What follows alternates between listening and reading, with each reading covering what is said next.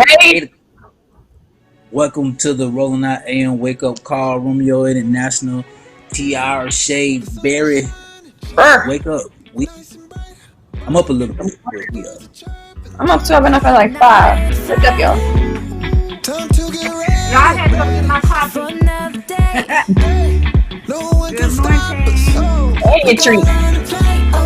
Don't be looking at my treats. I was trying to hide that. Today is Wednesday. Is today Wednesday? It is Wednesday.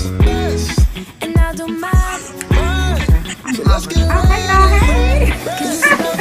Good morning, everybody. Buenos días, mi amor.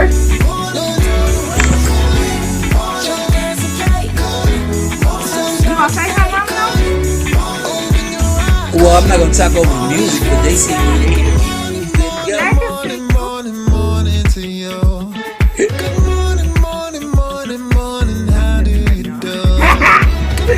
I was trying to get ready for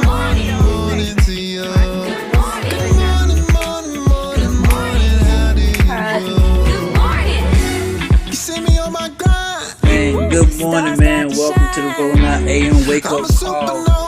I'm Romeo International. That's who I am. The ladies are the ladies. Good morning, y'all. That's what y'all supposed Monique. I am. What is that? I am what it says I am. I can have what it says I can have. I am Tiara Shea. Very good morning, y'all. Listen, that's what my babies used to say every morning. I am because I think I am. I can because I think I am. I will. I know I can because I think I can. I am the hero of my own story. I can I do love that. anything I want to do. That girl, they know it. That's damn Yeah. shame I don't It's 8 remember a.m. it. It's What? y'all don't gotta We start with us a woke little up bit. with positivity. We woke up with happiness. We woke up with love in our hearts.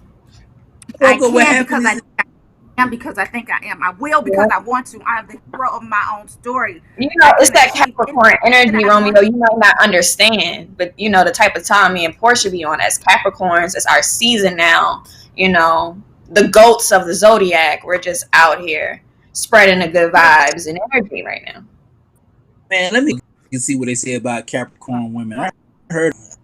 How don't I you heard. know? You attracted I to mean, we them? the You bosses. I mean, you know, the Michelle Obamas, the Oprah Winfreys. You know, to name a few.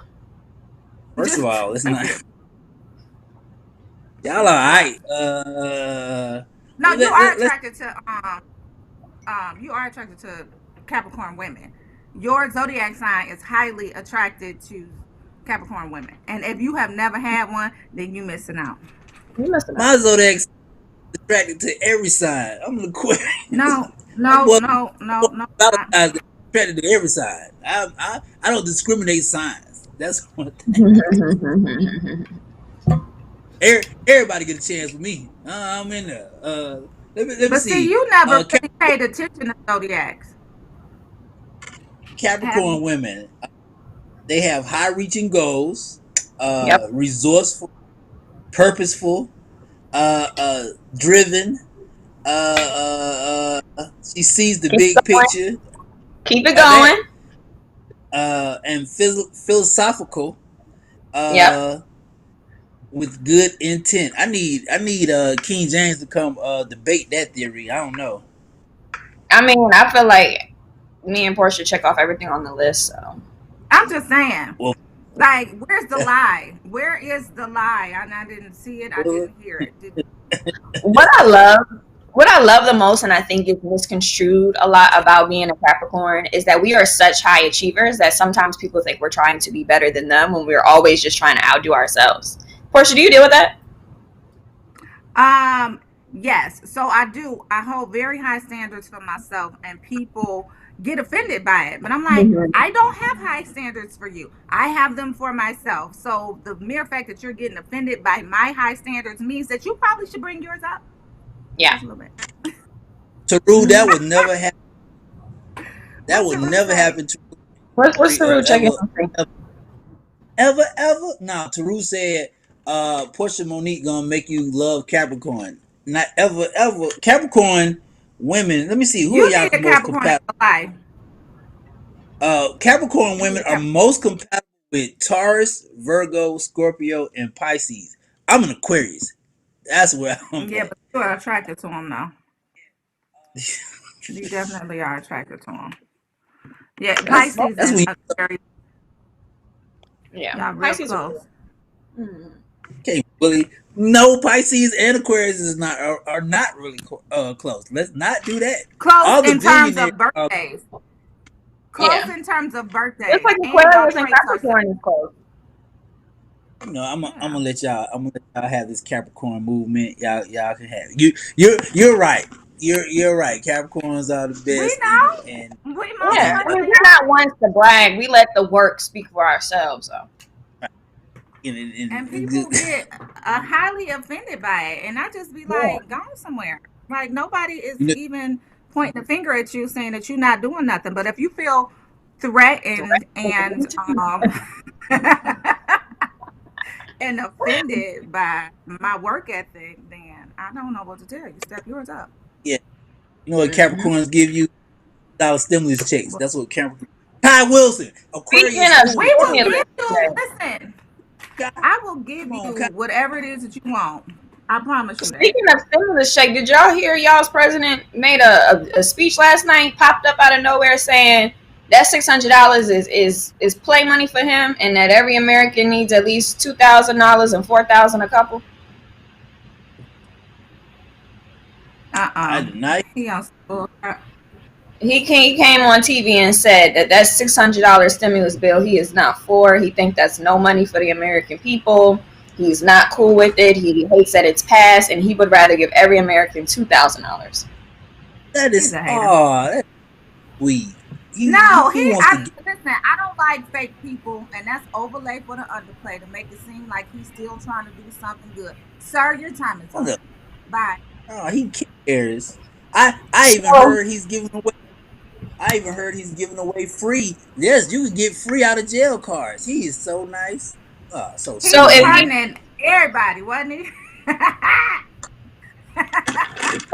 so would you take Nancy Pelosi's $600 or a Trump signed check for 2,000?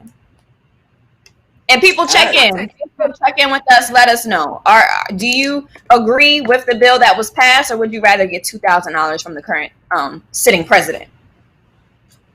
600. he's such an antagonistic person. I'll take his money though. I'm gonna take that little 2 stacks. Give it to me.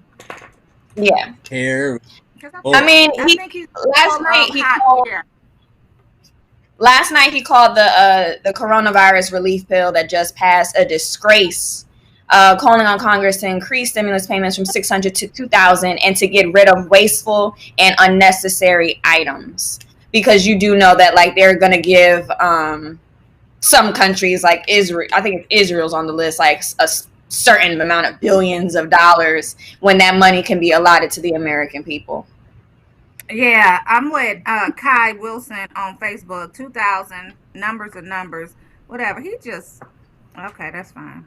Whatever. President Trump. He says anything that he wants to say to get on your mind to make sure that you're not forgetting him because he craves the attention.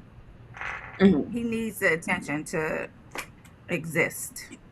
And you know, Nancy, there's a lot of controversy currently going on between the Democratic Party because, as you know, Nancy Pelosi did not give it was a seat available that AOC, Alexandria Ocasio-Cortez, had wanted and she didn't get. So now her and Nancy Pelosi are having a little bit of rift, and not necessarily causing division in the Democratic Party because there is already a division, but it's more so about the millennial left versus the sitting left of the party. And it's a lot, you know, it's like 5 different groups within the Republican and Democratic Party. how about um, Malcolm how Ayers. about everybody Um, until the president Joe Biden and the vice president Kamala Harris get in office? How about everybody relax? How about how? Because right now, this is what you have right now, and it's a classic. You know, I'm a free spirit. I can speak about this. At the end of the year, you have the I want to keep my job. It happens in this every December. I want to keep my job. So all these people that was with Trump still trying to keep their job, and then all these new people trying to get the job. Look, let the president come in and tell y'all who gonna sit in what seat in the classroom and relax. Jesus Christ! Well, that's something that Congress Y'all does vote on. Congress kind of votes on the Congress seats. It's not necessarily a presidential decision. right, but what I'm saying is people are trying, like Porsha just said about the president giving away money, letting people out of jail. People trying to look good. That's what you know what December is the most capitalist month. People want to look Everybody be lying, good. Romeo. People want to take pictures of every single gift they get. People want to take pictures of the house and how decorated it is. People Right. want to. Oh man, I I love at JoJo's rig. It was the best experience ever. Hey man, look, I get it, man. Fight for what's yours, but Jesus Christ, man, just get to January first. That's all I'm asking people. Let's just get to January. People be lying, Romeo. They be lying about the clothes All they be day, buying. all day, they so, all day. so They will. Tiara, what does it mean that Pelosi didn't give the seat to AOC? What seat did she want, and why do you think that she didn't give it to her? I'm gonna pull up the exact seat now. Because it really is kind of more of a breaking news story because this happened within the past week. But what I know about the seat is there was 4 positions that were open, and Pelosi did the nominations for those positions. Now it's up to the full Congress to vote, but Nancy Pelosi, as the Speaker of the House, she does the nominations. Now, Alexandria Ocasio-Cortez wanted a seat at this table that Nancy Pelosi didn't even nominate her for. And that goes back to AOC disagreeing with a lot of Nancy Pelosi's kind of middle Democrat ideas and bills and things like that they're pushing. And, AOC is known to be a bit of a radical, and she's known to have socialistic views that don't always correspond with a lot of people within the Democratic Party. And we talk about this a lot in politics, where it's like the Republicans kind of get on one accord, and with the Democratic Party, if you're kind of someone who likes to be radical, if you're someone who likes socialism, if you're big into activism, then the only party that you're really going to step into 9 times out of 10 is the Democratic Party. But within the Democratic Party, there's different people of different generations who see things differently, and sometimes those ideals align a lot with the Republican Party. In the same way that a lot of Republicans saw Joe Biden as a good fit because he knows how to reach his hands across the table. So in this case, AOC is upset, and a lot of her supporters are upset, and people are kind of side-eyeing the Democratic Party because by not getting nominated for this position, it's causing a lot of the younger generation specifically to side-eye the Democratic Party as a whole. I get you. I understand. Mm-hmm. It's the parent versus the kid type of scenario Yeah. when it comes to their ideals and what it is that they believe in, the old way versus the new way. And it sounds to me like Nancy is just like, we've always done it this way. This is the way that it should be. I really don't care what you're saying because I'm the parent and you the child. So fall in line. And on top of that, Exactly. I'm not nominated. So have a seat. Oh, Even though you might be right for the seat and you might be right for the position, have a seat because you're not going to listen to what I say. Right. And since then, AOC has called for Pelosi to be replaced. So that's a big, statement to make to the Speaker of the House. I believe So her they alone. say that she's the producers say that she's 80. So that speaks volumes about what she believes. Definitely. Leave Nancy alone.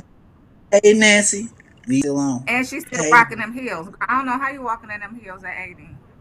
I still rock with Nancy. For rocking in them heels. Mm. Yeah.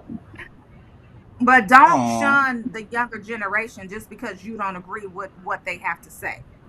Like what? she was elected for a And she reason. didn't verbatim say like, we need her out. She did say though, we need new leadership in the Democratic Yeah. Party. So that kind of sums up what she's thinking. And from my standpoint, at my age, I do think that I don't necessarily just say, "Oh yeah, I'm a Democrat because I'm a Democrat." Like we ask a lot more questions.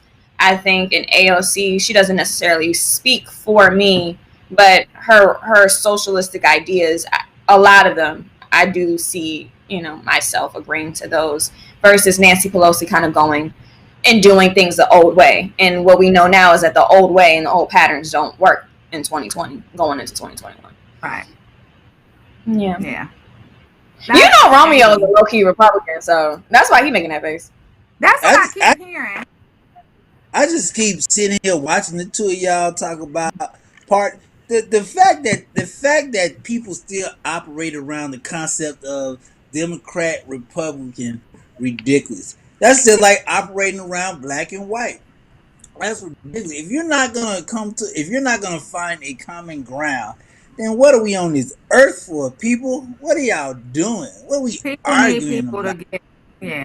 People need people Yeah, to get along. in, Like in let's start Jesus go ahead. Christ.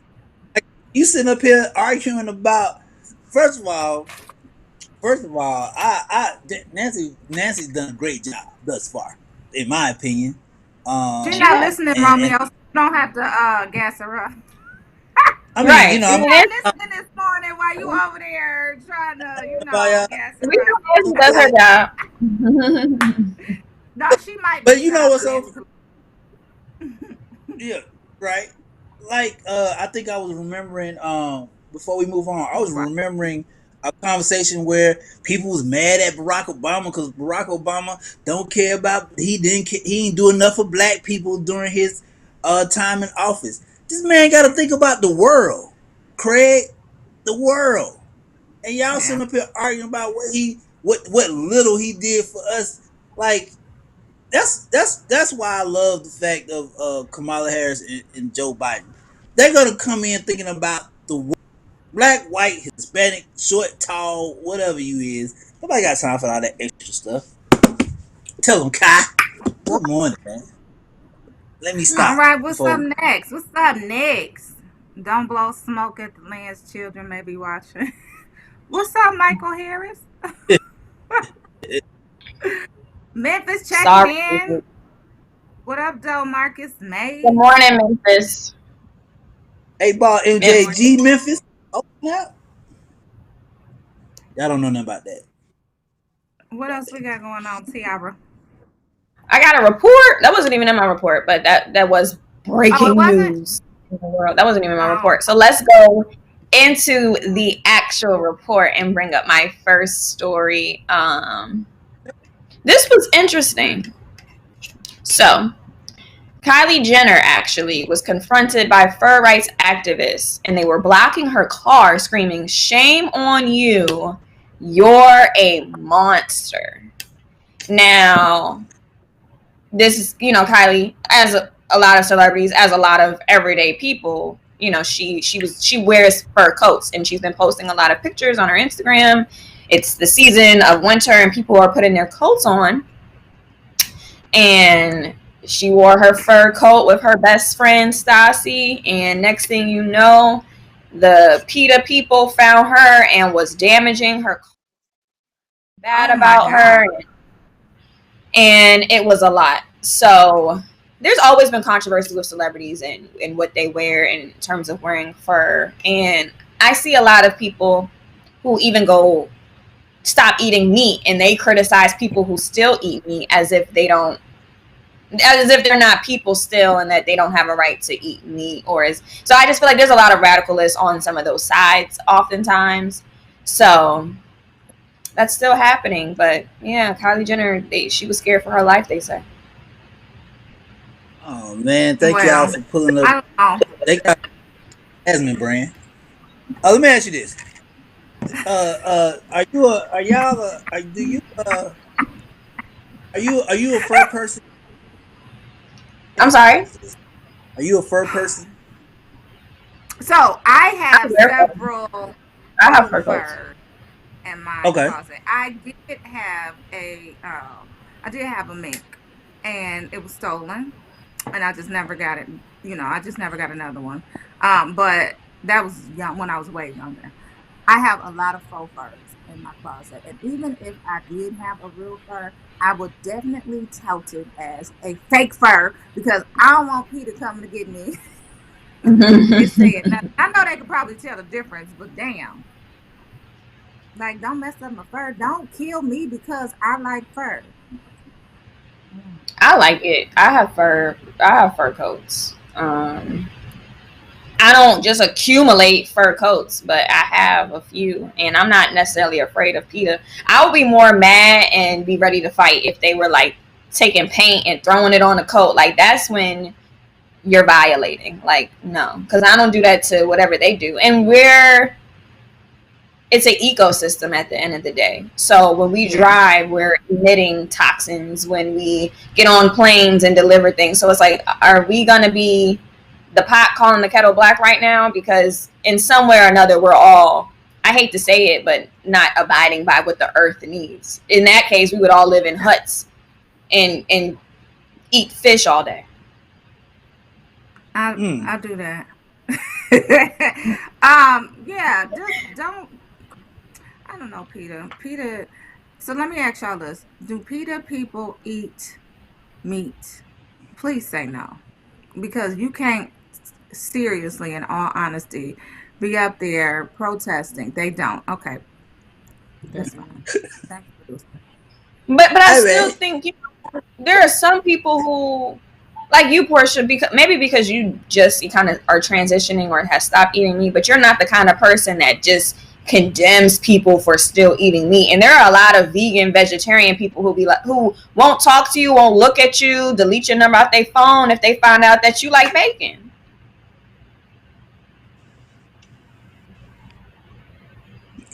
Let me tell you Yeah, something. I'm sorry. I was on. Hey, I'm looking at Facebook. I don't understand what's going on. I was looking at the comments. I I understand. I understand y'all confused in life. Look, y'all make the world so overly complicated. I save the fur and I don't eat meat, but I eat fish. Oh, Don't so eat. I a eat fish. fish ain't ain't an Mm-mm. animal, but Fish. a It's fish. cow or whatever. Um. This fish Oh, was I put don't. for fish was put here for us to consume, not Oh, animals. that's what it was. Oh, so fish was put Oh, here for the because wait a minute. fish don't got feelings. Okay, I Iris got you. Baker said, Then "Listen, Iris Baker said you throw anything in my fur coat, it's time to get your ass whooped. Don't play. uh, Don't play with me. I'm thank you. crying. Don't I play. don't. I'm crying.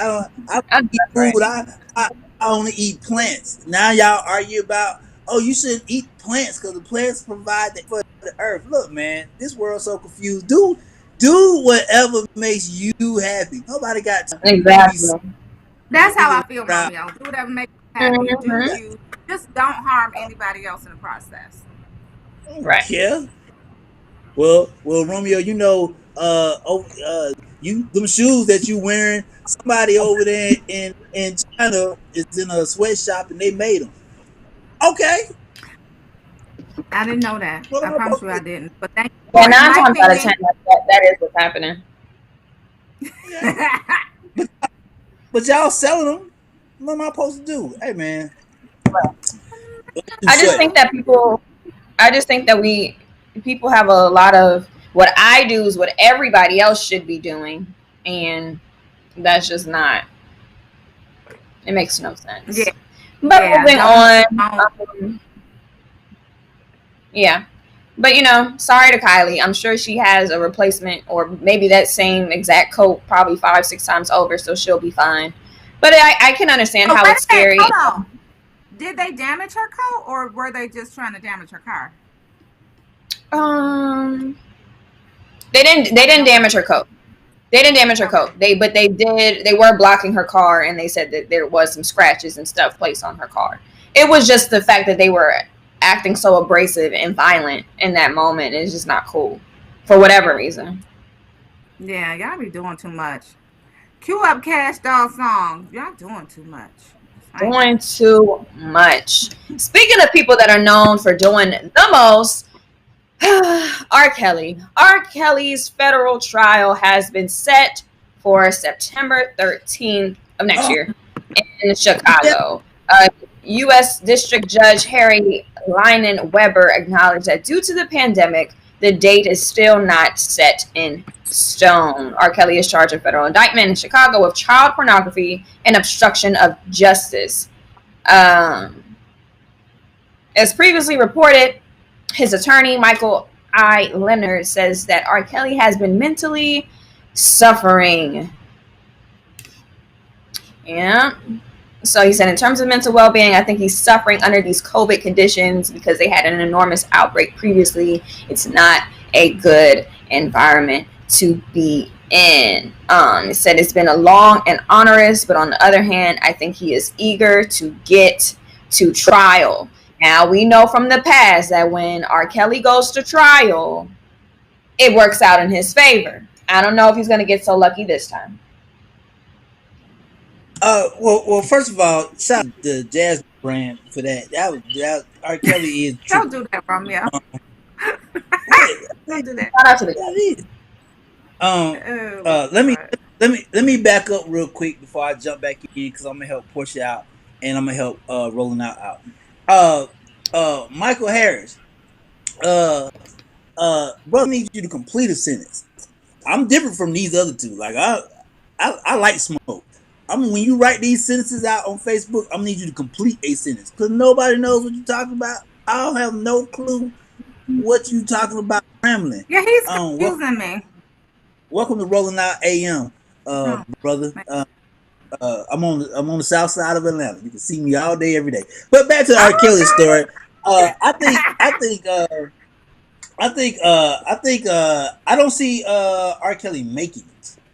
And when I say making it, I this prison life is really stripping him all the way down, all the way down. So uh, something needs to happen. Um, something needs to happen in order for him to find peace. Because how many years is he up for, Tiara? Is he up for life? He might be facing like 25 to life. Yeah. Because he So has so many wow. different charges from a numerous amount of women. So, and child pornography. Once it's a minor, that's severe, very severe. so that means it's definitely going to be a guaranteed five. This is definitely a guaranteed five, possible 10. I I If I, convicted, I think this. Yeah, I think this is the point in time where his team should be like, "Hey, let's get you counseling for this period of time." I I don't think he's in a good headspace, and I don't think they're helping him by dragging this you know, trial out. At least the one thing I loved about Bill. I'm sorry. The one thing I loved about the Bill Cosby trial, Bill Cosby just went straight in. You see what I'm saying? Like he didn't drag it out. He didn't make it no. He didn't make it no after. Yeah, he popped up, but he didn't make it no thing. He's just like, okay, I'm gone. I get it. You see what I'm saying? I think the difference between Bill Cosby and R. Kelly has a lot to do with age. Bill Cosby has lived his life. Not to say that Bill Cosby is just waiting to die, but I mean, I know it probably sucks to be in jail, but Bill Cosby lived his life, and he's in a. Didn't Wait, they say he's in like a more senior facility? He's not under the same type of lockdown situation that R. Kelly is in. Bill Cosby, he's in prison, so I think prisons have a whole different type of system than jails do. When you're waiting to go to prison or waiting to go to trial, some people hate jail more than they hate prison itself. They can't wait to just start their bid. So Bill Cosby, I think he's like, okay, well, I'm either live to get out or I'm gonna die comfortably in here. Whereas R. Kelly's like, I don't want to be here at all. Get me out of here. Get me out of here. Yeah, And on top, I think our in a different part of, like you were saying, like I think he's in a different type of facility where he probably over there getting his ass kicked, probably on a regular basis. I'm not laughing at that. I wasn't laughing at that. But I'm just Oh, saying, no, he probably comes in contact with the population, so to speak, and he probably has a lot of disagreements, and those type of situations occur more often than not. Yeah. yeah, but from what we've reported over the past couple of months, a lot of those he's brought on himself. 50% of that he brought on himself. Like having his fans outside protesting, talking about make sure y'all free R. Kelly because we want R. Kelly free. And so all the other inmates got together and they just kind of, let them know in their own inmate-ish way. Tell your fans to stop coming because we can't go outside when your fans come. we wait for outside. That's all we do every day. We wait for outside. Um, but Exactly. uh, it uh, it'll be What? interesting how this plays out. I I And don't, I don't see his playing well. I hate to say it, but I feel like even though I do believe that Cosby is guilty, I feel like a lot more people don't know if Cosby is guilty, but we kind of know R. Kelly's behavior in the past, and we know him to act a certain way. We know he married Aaliyah when she was 16 years old. We know that he's had a history of dating extremely young women. We know that when you write a song called "Age Ain't Nothing But a Number," getting down ain't up, we kind of know. And this isn't I even was, I was alleged. These are things that he's actually done. So I think First of all, that we're not looking with R. Kelly the same way that we kind of continue to speculate the verdict or the situation for Cosby. that was a mm-hmm. great song. That was a great song. I was singing Aaliyah's part. I was singing Aaliyah's part. I Oh, okay. wasn't singing. I mean, it is a great song. He's an artist. He's a great artist. Grammy Award winning. Like, let's be honest. Bill Cosby got hustled, and I don't like. I never. I think I remember Amir covering it. I never liked the Bill Cosby situation. He got hustled. You're not finna have me pay everybody, and then 6 months later come behind and say, "Oh, I changed my mind." Nah, buddy, no, I give me all my changed money. my It's, mind. it's a Right. crazy situation. And I think I might have mentioned before on the show how like my mom said she was in the elevator with Cosby and she got real interesting vibes from him and said that like he's kind of a creep. And she actually told my dad about it and my dad didn't believe her at all. And my mom was like, no, Cosby's a creep. And then, years later all of this stuff comes out. It's just interesting to see how time can change a lot of things. Well, Tiara, your Hmm. mama's gorgeous. That's like your mama's gorgeous. I mean, it And runs in the some men family. are definitely creeps at the same time. Yeah, you're right. You're right. Yeah. Romeo said, "Hey, Tammy." Good morning, mother.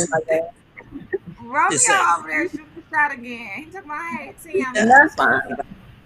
We take Christmas gifts from everybody over here. Everybody's About the kids. Right. You can't forget about the kids. When you get the right. mama a gift, give the kid a gift too. So Tiara Mm-hmm. be waiting for your gift. What we get? What we getting? What we getting? Two. No, seriously. Every time I read a two and it is like 2:10, who we get, ma? Who we get? Terrible. Oh, she said thank you. Hey, girl. Hey, I didn't know she was watching. For real, for real. Hey, girl. Hey. Good morning, ma. Ma, Look tell at them how Romeo you was bless. in. Ma, tell them how you was in on Cosby from the get go, so they believe me You don't on here. tell me that story. I just need a story about us in the elevator. But nah, I do agree with you, man. That is a crazy Oh, That's situation. another one. We gonna turn into Beyonce, Jay-Z, and Solange that night. That's gonna be a whole different elevator talk. and Solange was ready. What you laughing at, Romeo? Why you Oh, Iris. blushing? I'm laughing at Blush Iris. your I'm laughing head. at Iris Baker. Uh, yeah, Iris, I agree with you. Well, Aaliyah's parents were to blame for that. It's a lot surrounding uh Yes, Iris. Ain't no celebrity. way. You know, we like I think we talked about it earlier this week, last week. Porsha even said it. Like a lot of these celebrities that be getting in trouble, Yes, it's initially their fault, but man, your team is to blame too, cause they know, they know.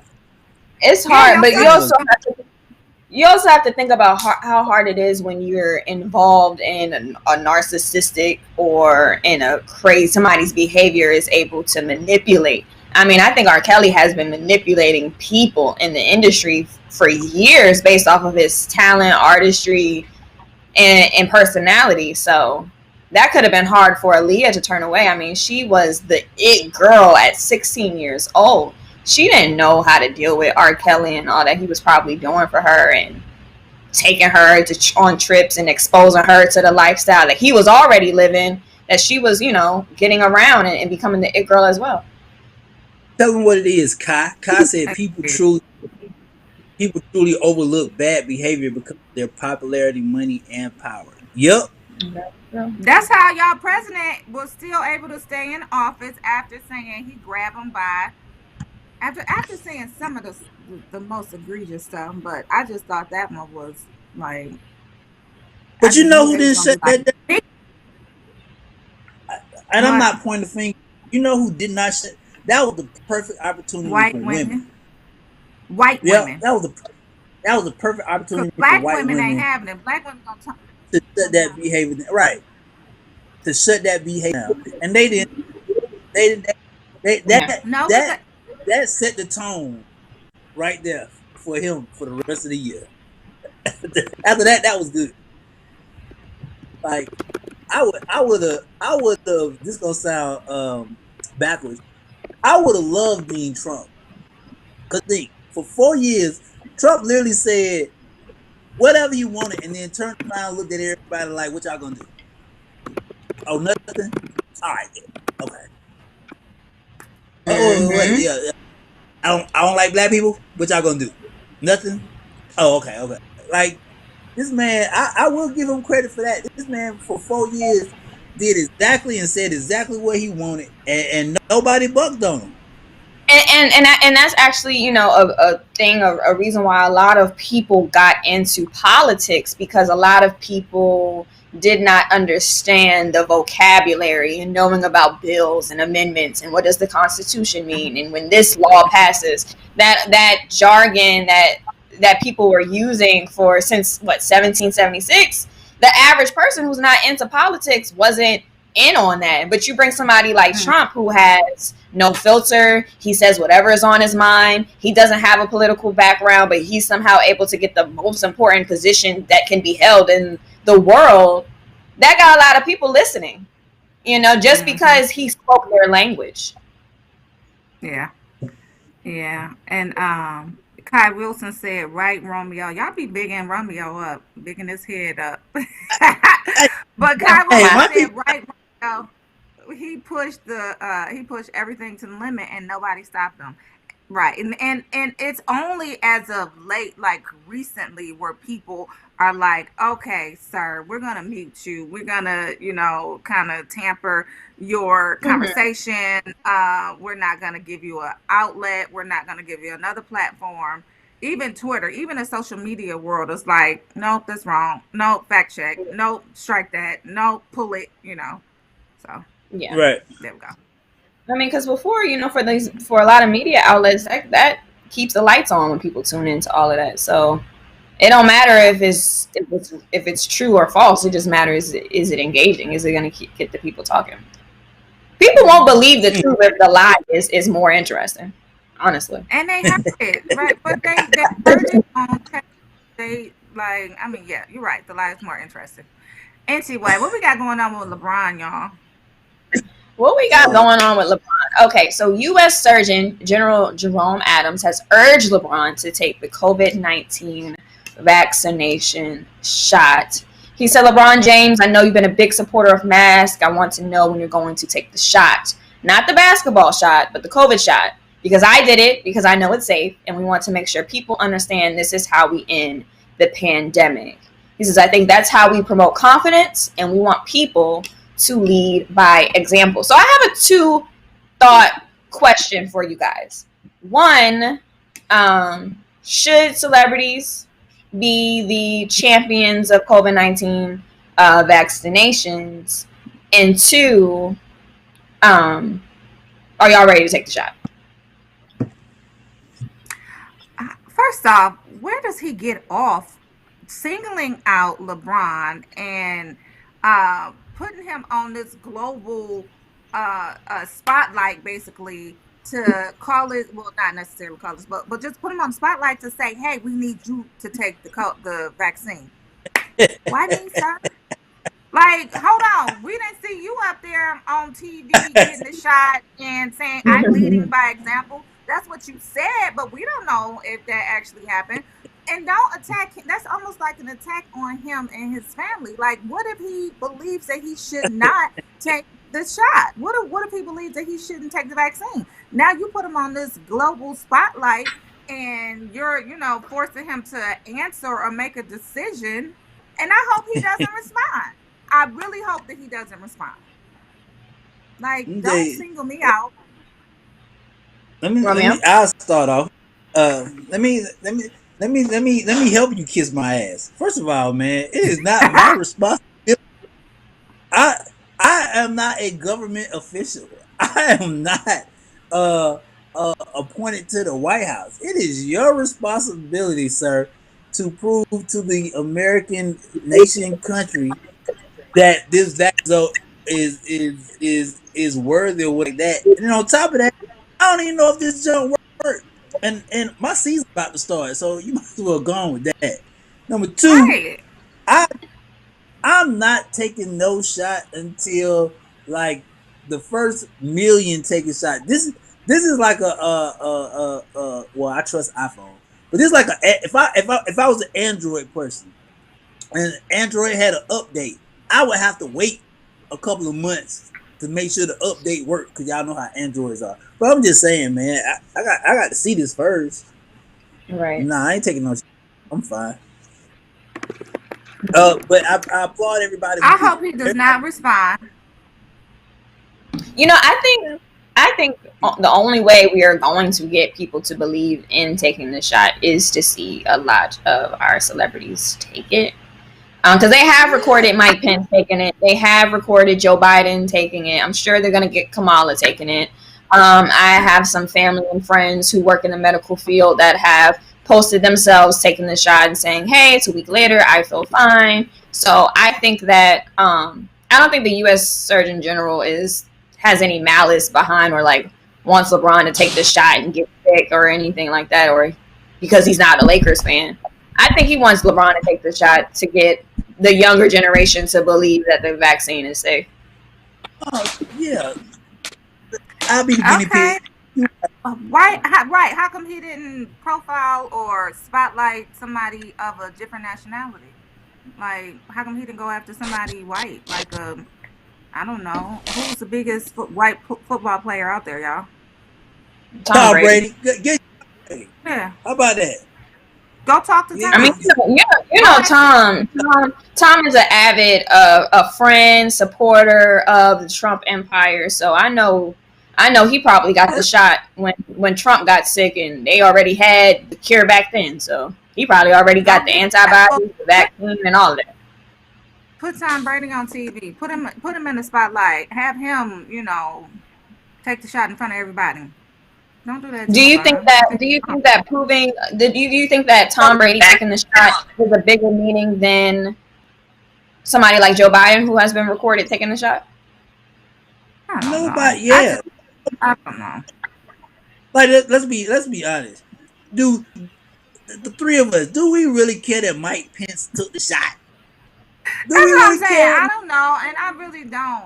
I think at the end of the day, everybody's going to have to get vaccinated. I'm not afraid of taking it, but maybe I just don't have fear of much. Tell me and Porsha how I go. We'll tell me and Porsha 3 months later how I go, and then we'll check in. Like I Marcus told It my ain't May. baby, fair. we real low on the list. Like, we real low on the list. Like, we ain't even got to worry about it for the next year. So maybe they'll have a different vaccine that's better, that has, whatever. Marcus Hey, May is hey checking man. Facebook saying, "I feel that if you tested negative, you shouldn't have to." Marcus, this is not how the coronavirus works.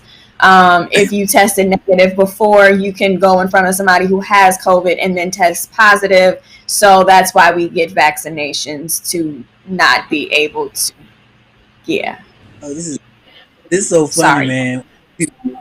So funny. People like, oh man, afraid. Fool, I'm not afraid to take the test. But The test is for easy. that's not the point. For a pandemic, I want y'all to have a common sense. For a pandemic that happened, and all these people died this year, and then all of a sudden you have a cure. Out of every single problem that we got, from AIDS to cancer to common cold, y'all ain't found one cure for none of that. But all of a sudden you got a cure for COVID. Man, if y'all don't go Well, out of my face. I think that has to do a lot with how the virus generates and mutates. AIDS, that's an autoimmune disease, so it's not necessarily. I don't think the coronavirus is affecting your blood cell count in the same way that AIDS does. Nor does it affect you. Nor does it spread in the same way that cancer does. But we've been getting flu shots, for centuries now, right? So maybe never gotten the flu shot. Never. No, I'm just saying the way that they make the vaccinations for flu shots is a different type of situation than I think the AIDS virus or a cancer virus. I think that it's a different type of study, and it's easier for them to come up with a cure for coronavirus than something like cancer. But then again, we don't know, because Big Pharma is always looking to make money. I'm laughing at Jeffrey Pickett. Jeffrey, I think the same thing. He says, I'm not fooled by people. They are using the shot to taking the shot to encourage Black people. The shot is not real for water. What he's saying, when they get on TV and they be sitting up there trying to inject people on TV to say, see, I got the shot too. I don't think it's nothing either. Right. Like, y'all lying. Even if you do sit up there and say, I took the shot too. If you're not passing out like that one frontline worker, the nurse, and feeling faint and passing out, then something ain't right to me. I think she took the shot, and it just didn't melt well. We need to get a medical expert on here and to address the issue, because I tell them to their face, I don't believe y'all. I don't believe y'all. So. We gotta guess, y'all. We can ask the guests.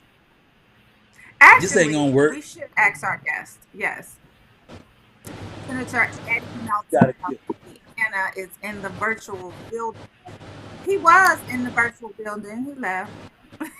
We gonna get him to come back, y'all. We gonna come back. We promise. I got a cure. Yeah, we got a cure now. Hey. Well, if that's going around, hey y'all, I got a cure for sleep deprivation. Call your boy up, since y'all want to pay for crazy stuff. What is it? Is it your Tuesday show? How'd your Tuesday show go last night?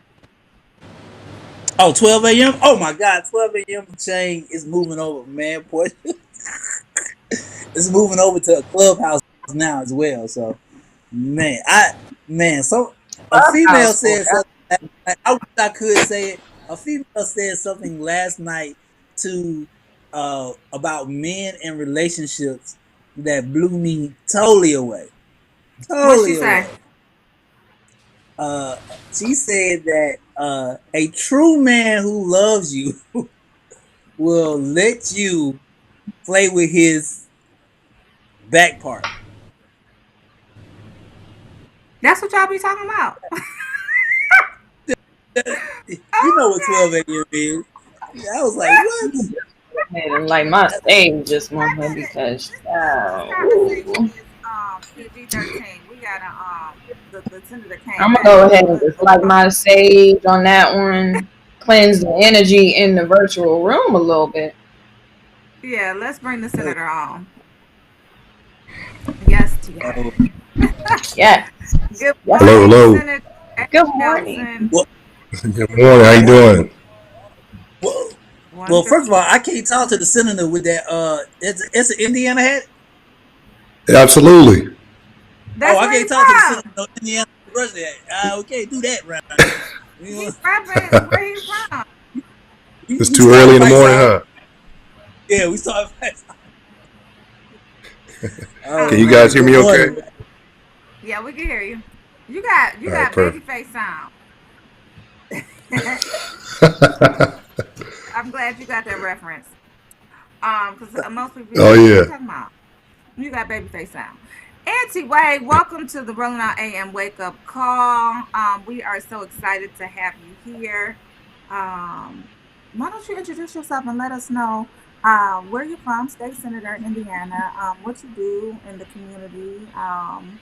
We were just talking about the COVID-19 vaccine, so I want to get into that as well. So go ahead and introduce yourself to our audience, our family. Cool. Well, first, Oh, appreciate the opportunity being here. I'm Eddie Melton, State Senator, Senate District 3 in Northwest Indiana, representing Gary, Maryville, Hobart, Crown Point, Lake Station, New Chicago. I've been in the legislature 4 years, going into my second term. So I want to send a shout out to those that reelected me in this past election. So I'm excited about the conversation today. We want to talk about some of the things that we're going to be working on in the legislature in 2021. Also, want to talk about some projects that I'm working on in the community with a few of my friends. So, definitely want to talk about COVID-19. I know I listened to the preliminary conversation, so I'm excited to jump into that with you guys. you got I some want to make Facebook. oh, my fault. Say it again. No, I was gonna make sure I want to shout out all my people. I just want to make sure. I appreciate it. You got people checking in on Facebook for you. Oh, yeah?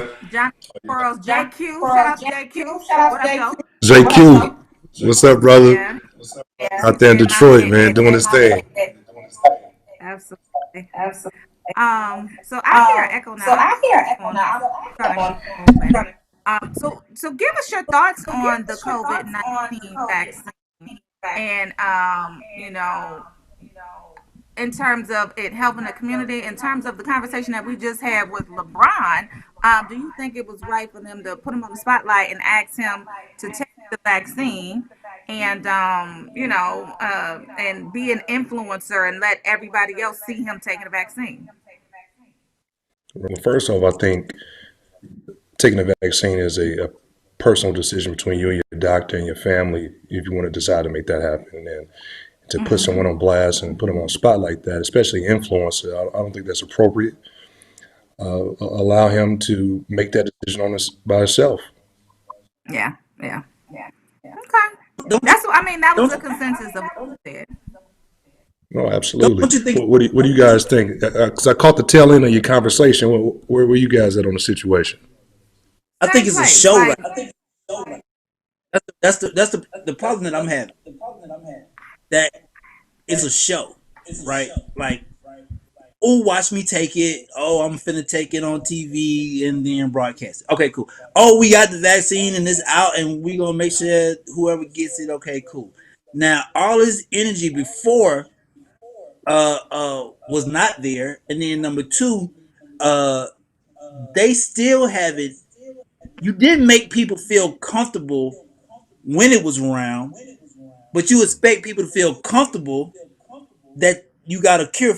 And I think they missed the whole platform of the country feel secure in the fact that hey, we have something that's going to help America. They just jumped Right. from pandemic to cure and didn't even get nobody a jacket to wear to say, hey, I'm gonna give you this jacket so you can get ready for it. So to me, right now, it's a show, and I'm not. I just can't right now with the show. So yeah, let we're me be gonna let clear. them prove it out first, and we're gonna come back for the second and third and fourth version of the vaccine. Anyway, let's talk about what you are doing in your community to help people during this global pandemic. What type of things are you doing in your state? How are you helping people get past this global pandemic and all of that good stuff? Right. So last We week we can't had hear them. a panel discussion. Can you hear me? TJ. Last week we had a panel discussion with Dr. Chris Purnell from New Jersey. If you all have seen Dr. Chris Purnell, she is frequently on MSNBC. She's on CNN as a contributor. And she did a phenomenal job talking to my district, talking about the history of Black and brown communities, especially when it comes down to vaccines and medical trials, right? We know the history with the Tuskegee and a variety of other national and global situations. So we have every right as a community to have a hesitation to commit to that, right? So it's proven and it's documented in record. But the one thing that she had me think about in terms of just the reality of where we are in the situation, right? Again, I'm still doing my own research. I'm not going to sit here and tell you that I'm getting ready to line up right now, but I want to be as informed as possible. And that's what I've been doing, is just seeking information. I want to know the science behind the vaccine as well. I think that's just extremely important. But all in all, with my children, I'll need to talk to their doctors to make sure that they're not allergic to any of the ingredients in the vaccine. And even myself, with someone with underlying conditions, with asthma. So we want to make sure that it's above board. Just like many other states, when you talk about what we are personally doing as elected officials, first off, I just count it a blessing to be able to serve in this capacity. Right now, I've been elected to serve as assistant minority leader for the Senate Democrats, and Congratulations. serving on the ranking. Thank you, I appreciate it. That's good. Serving as ranking member on appropriations in the state budget committee. I've been able to sit back and learn about how COVID has impacted our economy, how COVID has impacted us, and is going to linger for a while from an economic standpoint. So the state of Indiana received about $2.4 billion of coronavirus relief funds from the federal government. And when I look at the numbers, one of the things I wanted to make sure was, are Black businesses taking advantage of those dollars? Is for example, the PPP funds that came out with the federal government. Are minority communities taking advantage of the reimbursable funds that you can apply for, right, to get recouped from your communities, that the revenue that you've lost as a city or a town? These are things that we have to talk about in our community to make sure that we're not at the bottom of the totem pole when resources come out. So staying educated, I want to send a shout out to my friends, Brandon Comer with Comer Capital, and a good friend of mine, Ashley Bell, that helped me host a public forum early on in the pandemic, and to educate our nonprofits, educate our small businesses in the Black community that they could access these funds. But I'm sure many of you already heard, a lot of the larger corporations were receiving a lot of these funds, right? And which was leaving less dollars for the smaller people. So when typically in pandemics, we've seen the rich get richer and the poor get poor. And we're just trying to stay abreast of that. So I'll be filing legislation to do a few things. I want to talk about telehealth. Telehealth is going to be a major component on the horizon for the legislature. Here in Indiana, we start the legislative session in January. So we'll be in session from January through April, and we'll be debating all of these issues. I'm also filing legislation to address capping the copay for people that have diabetes on their insulin, because we know a lot of folks have lost their jobs and they still have medical bills to pay, and they still have medication that they have to purchase. In many states, insulin has a $0 to $50 cap on that copay. And Indiana is not one of those states, and I'm fighting to make sure that happens. So there's a few things that we're going to be addressing, ensuring that raising the wages in the state as well. We've been a state that's $7.25 at a minimum wage for over a decade. Who can survive off $7.25? Think about that for a moment. Yeah. And after tax, Right? Exactly. So if that's the minimum, we need to allow local communities, because it's not a one size fit all, right? So I live in Gary. We're neighboring Chicago. Our market is different from a Carmel, Indiana, or Indianapolis, Indiana, or Southern Indiana that's closer to Kentucky. We have different economies. So we have to look at that and kind of keep it more from an equity standpoint. So those are some of the issues we're going to be talking about around the COVID world. I can go into police reform, I can go into education or economic development, but that's kind of like a summary of it. In terms of economic and how it intersects with COVID in a way, I live in Atlanta. Atlanta, unfortunately, has not done the right thing when it comes to handling COVID. People are outside, people are enjoying their lives, but statistics show that as an economy, Atlanta has performed very well throughout the pandemic due to remaining open and money just circulating. How is it like being a state senator, having to tell people to stay home, knowing that so much of people's livelihood stems from going outside to make money? Very good question. I'll put it like this. I think we were one of those states that we were slow to shut down and we were quick to reopen. I'm not sure many of you knew that I ran for governor last year, and the governor and we had some very deep discussions in terms of how COVID-19 has particularly impacted Black communities, right? Myself and the Indiana Black Legislative Caucus, we really pressed them. We pressed them on testing. We pressed him on contact tracing. And like I mentioned before, the economic impact of it. But at the end of the day, the longer we are faced with trying to bring down our cases and bring down our numbers, we're going to continue to be back in a situation. So I'm happy to see from a federal standpoint, we have a new leadership at the top with President-elect Joe Biden, that hopefully there will be some mandates like a face mask mandate nationally, because right now it's not a mandate. And we tried to pass an immediate piece of legislation on our organizational day in November to require even legislators to wear masks in the state house, and they denied that.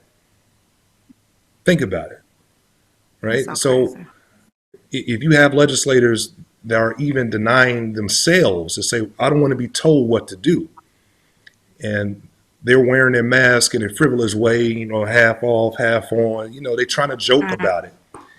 And it's not a joking matter. I have family and friends, and our household has even been impacted by COVID-19. So it's nothing to laugh about. I'm walking in the Senate chambers the other day. He didn't have a mask on at all, right? He tried to walk up to me. I pumped the brakes on him. I was like, whoa, man. What you do? 6 feet. We got to stay 6 feet, man. He tried to shake my hand. I'm like, nah, let me get that elbow. Good man, good guy. But I think this has been over politicized in so many different ways. So we're trying to move past that and continue to educate folks. But to your point around the economy, it's not worth it, right? The federal and state government should do all that we can to help undergird and support businesses and small businesses so they're not essentially going out of business because of this, right? But at the same time, we have to look at the science and we have to obey what needs to be done. But the other piece of it is just the everyday average person that's going to be faced with evictions or not paying their utility bills. Those are issues that we have to. Yeah, because $600. I mean, you see what the American people had to say about that. Oh, absolutely. That's not enough. It's definitely not enough.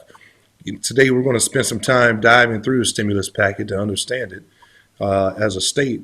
But there's a lot of frivolous spending in that package. And when we talked about earlier, what I mentioned in terms of a lot of people and organizations are made rich during these times, where if you have a 5,000 plus page bill, there's no way within less than 24 hours that you're going to dive line by line to figure out what's hidden in that language. And that's a trick of the trade. You have to be very thorough when you're looking at stuff to make sure there's no hidden agendas.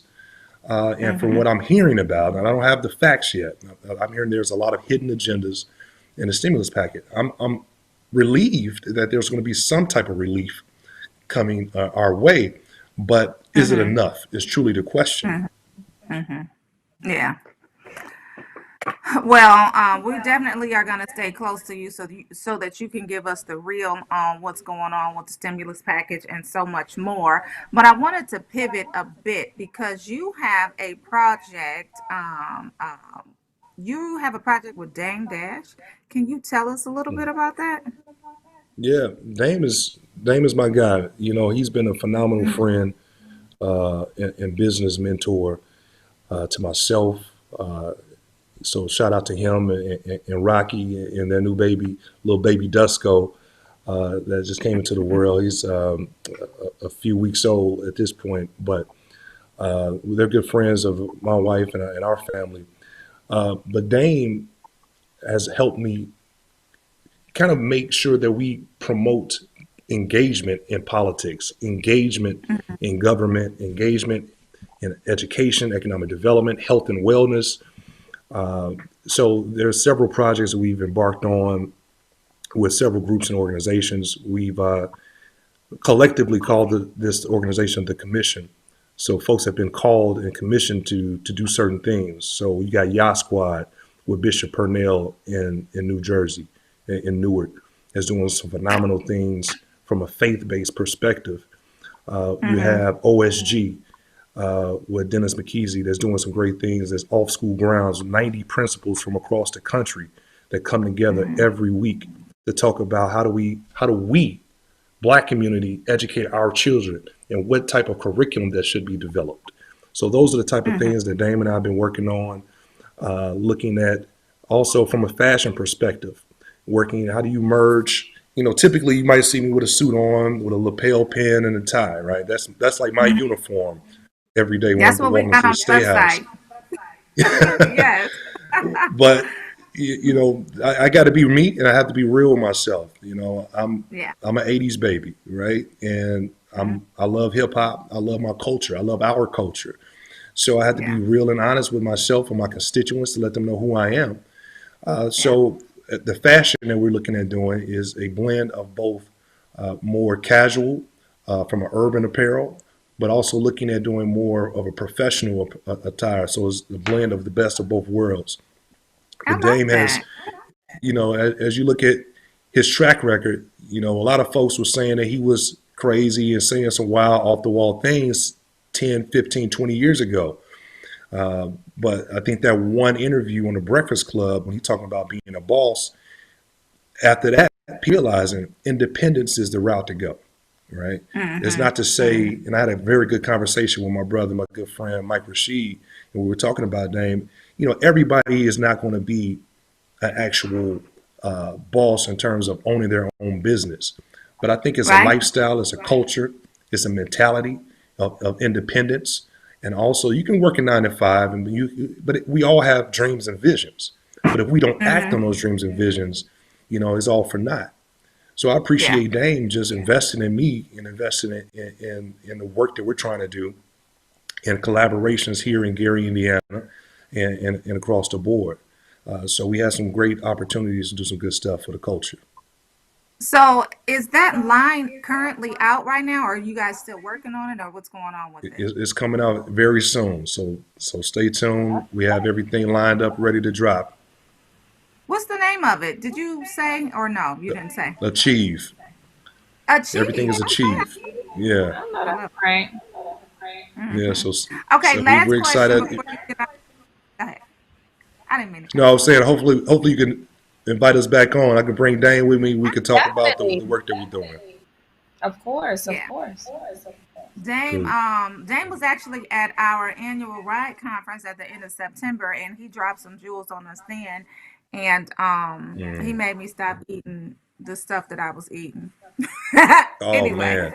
long story. He If you yeah. follow his Instagram and you see his passion around healthy eating, I mean, it Yeah. changed my perspective. I'm not there yet, right? I'm not to the vegan point, but it's definitely eye opening in terms of from a health impact.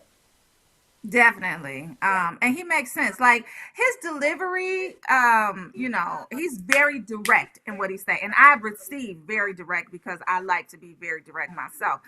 So when he put it the way that he put it, I was like, yeah, I'm good on that. Like I just stopped cold turkey. Oh wow, that's impressive. Yeah. That's I impressive. was like, I'm good. No more for me. Anyway, I Right. don't know why we seeing our producer on Facebook and your picture is gone. What's up, producer? So, producer TJ, can we fix it? I While was he's trying not fixing to that, laugh. yeah, I'm like, what He just he cut doing? me out the mix. He bring you back. You back. You back. You back. So, last but certainly not least, let's talk about your work in the community with Black men in mentorship and what you got going on there. No, absolutely. I would say since I got out of college, I attended Kentucky State University. So shout out to the thoroughbreds out there from KSU, HBCU, in Frankfort, Kentucky. Excuse me. Everybody would question why was I coming back home to Gary when I was relocating, and I was like, I want to be a part of change. That Mm-hmm. was early 2000s. If everyone knows the story of Gary, it has a rich legacy from a political standpoint, with the election of one of the first black mayors in the nation, with Mayor Richard Gordon Hatcher. So I think any and everyone that's from Gary always has a passion and a desire to come back and be a part of change. So Mm-hmm. that's what I wanted to do.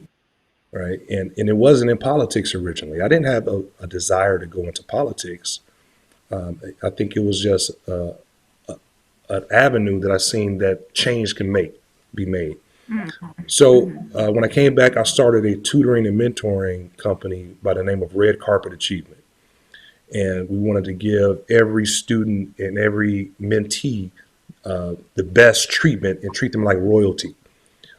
Because I knew what it was like growing up and not having everything that you need to be successful. And I thank God for my mother. She worked extremely hard for my Mm-hmm. sisters and myself.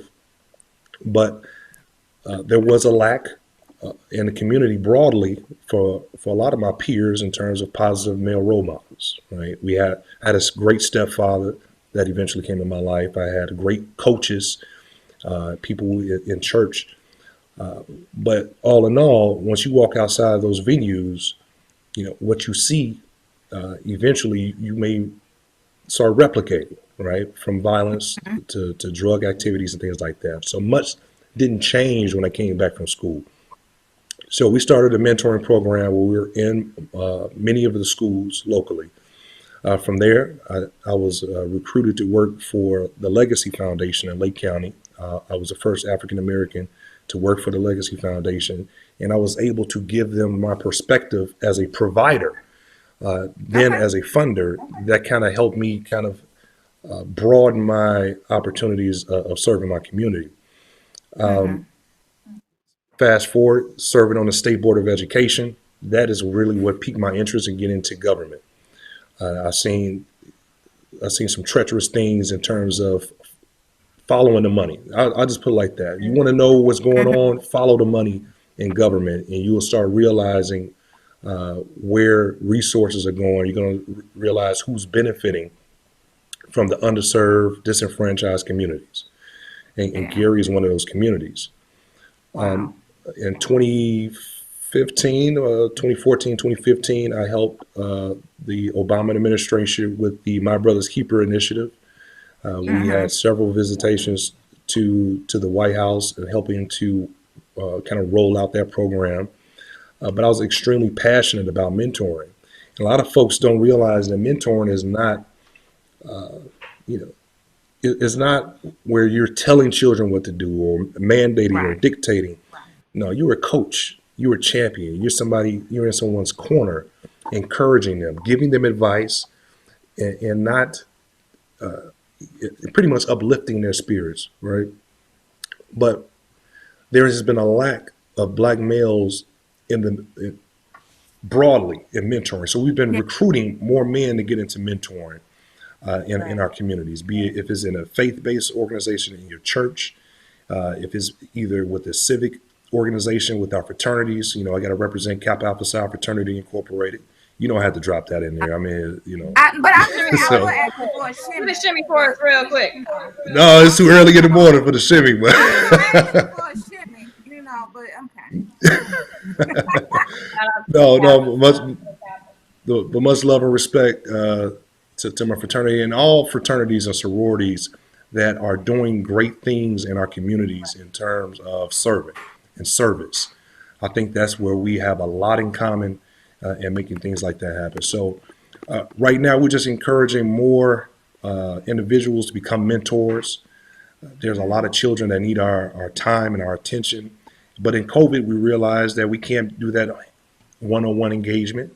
But look what we're doing right now. Virtual engagement, I think, it's going to change how we communicate even more than what we had before. So if you're part of an organization, if you're part of a church or a civic social organizations, I would encourage you to visit mentor.org. They have a lot of great resources. Mentor.org. They have a lot of great resources to help train your organizations, to help train people in a very there's standards into training and mentoring that I would advise folks to actually do. I would say bad mentoring is almost worse than no mentoring. Someone that's not aware of how to approach or engage youth that sometimes are in situations they don't know how to cope with. So just get well informed and get engaged in that area. Yeah. Well, we definitely appreciate you coming on the show. Producer TJ, he wanted to give you a shout out. He's a Kappa man as well. So you got a glimpse of him. He was on the screen for a little bit, but he just wanted to say hello as well. He said, yo. But thank you so much for coming on. We're definitely going to be enlightening us. Yeah, I appreciate it. Indiana, hometown of the Jackson 5. That's right. World famous Jackson 5. And shout out to my boy Dion Taylor and his new movie, Fatal, that just came out. Dion is from Gary, Indiana. Gary has a lot of successful folks. Yeah, absolutely. Yeah, so, we had him at Ride too. We had him at our annual conference. Just hanging out with Dion, man. Oh, okay. We can't see you, TJ. I mean, Romeo. We're bringing on Romeo, our other co-host. I thought the hat ran him off. well, see, man, don't start that because I got a boo at Purdue. Oh, don't do it. No, much love to all my Indiana universities, though. Shout out to Don Johnson, the lady from the wellness crew. But now, Dion is a great guy, man. I was just hanging out with him and Tyron Turner for the premiere in Atlanta, man. Great guy, man. So salute that. Yeah. Yeah, he was at Ride. He was educating our community and letting them know what's up. Yes, the host said that's the reason for the UI Kappa Alpha Psi. Well, let's not picking them up, though. Let's not, especially we trying to get a shimmy. We've been trying to get a shimmy all morning. I only shimmy but past noon. We got to be noon or later. It's noon somewhere. Right. Right. Thank you so much. But no, I appreciate you guys, man. It's been a blast. I'm looking forward to being back with you sometime soon. Yes, keep up. Thank you so much. God bless. All right, talk to you soon. All right. Bye-bye. Don, I held you down, girl. Team Purdue. Oh, did she go to Purdue? She went to Purdue. Yes. That's where she went to. Team Purdue in the building. Oh, man. It is 9:20 a.m. Welcome to the Rolling Out 8 Is Emperor it? Call Oh my God, we talking that International. long? That's what Time Yep. flies when you're having fun. Track star at Purdue. Ran track for Purdue. Tiara, who Berry, did Oh, Monique. Don or Don did. TJ? Oh, I thought Don, TJ was saying that's what he did. don't. Perfect time to cut her off, TJ. Don't do my partner like that. hilarious. Say, man, it's a Morehouse man, Georgia Tech guy. Yes, I Morehouse. think he said TJ, Kentucky, you know, I knew you went to Morehouse. You know, I uh, know you a Morehouse Georgia, man. Georgia, I was, Georgia State. You know, no Spelman. I'm sorry, I apologize. Spelman Knight. oh wow. He didn't get that wrong. He did that on time. Wow. What we doing I for did the not social report? make a mistake. I went to the illustrious Spelman College. I still got one more story. It's a quick story Oh, though. let's do it. Let's do it. Just wanted to highlight that we're talking about Dame Dash. We got another music mogul that's doing great things for the people in his life. Diddy actually gave his mom $1 million check for her birthday, as well as a Bentley. Diddy's mom turned 80 years old the other day. So it was a big day for Diddy, saying, he loves his mom. He wouldn't be who he is, obviously, without his mom. So just a token of appreciation, he wrote her a solid check for $1 million and pulled up with a Bentley for her birthday. So, it is the You time. still driving at 80? If somebody give me a Bentley at 80, I'm definitely whipping that. I'm not driving at 80. I'm not gonna drive at 80. I'm not. I'm gonna just So, sit in the little Porsha, back seat. if your sons gave you a brand new Bentley at 80 years old, you gonna tell them no thanks? First off, I'm gonna have some issues with them if they wait till I'm 80 to give me a Bentley. You know what I'm saying? Like, y'all better roll up with my Bentley, a Bentley a little earlier than 80. Don't give me no Bentley at 80. And then I'm still not gonna drive it. I got it right here. So anyway. Yeah, I just don't know if you driving at 80 or if you should be driving at 80. Some people move around.